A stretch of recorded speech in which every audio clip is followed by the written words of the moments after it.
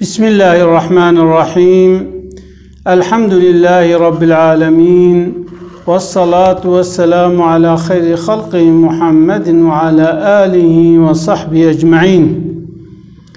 Kıymetli dostlar, Peygamberimiz sallallahu aleyhi ve sellem bir seferden dönerken bir ağacın altında dinlenmiş.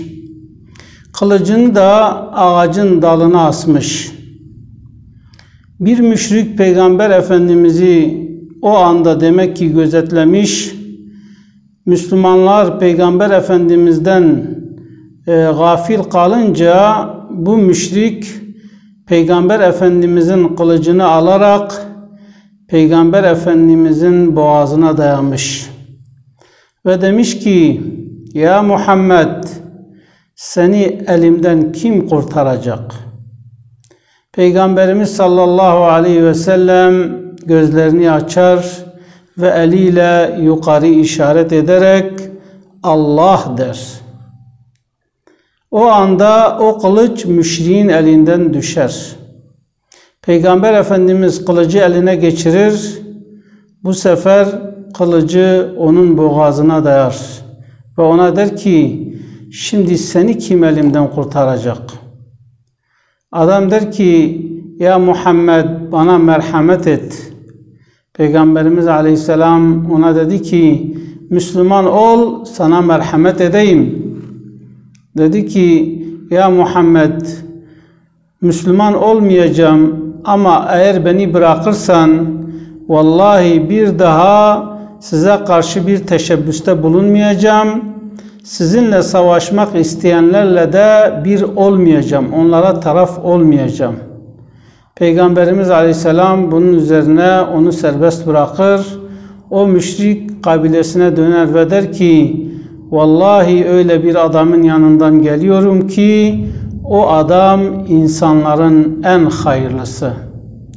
Kıymetli dostlar, bir Müslümanın kendini Rabbine teslim etmesi lazım. Peygamber Efendimizin çokça yapmış olduğu dualardan bir tanesi de şudur. Hasbunallah ve ni'mel vekil. Allah bize yeter. O ne güzel vekildir. Ni'mel mevla ve ni'men nasir. Ne güzel nimet veren bir Rab'dır. Ne güzel yardım eden bir Rab'dır diye daima Allah'a duada bulunmuştur. Allah'ı hamdü sana etmiştir. Rivayete göre Hz. İbrahim ateşe atıldığında en son ağzından dökülen söz şudur. Hasbiyallah ve ni'mel vekil. Allah bana yeter ve o ne güzel vekildir. Onun için Rabbimize sığınmalıyız. Daima kalbimize Allah'ı yerleştirmeliyiz.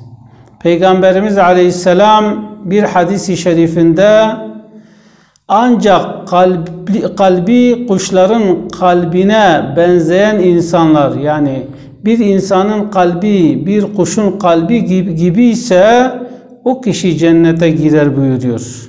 Yani ne demek istiyor?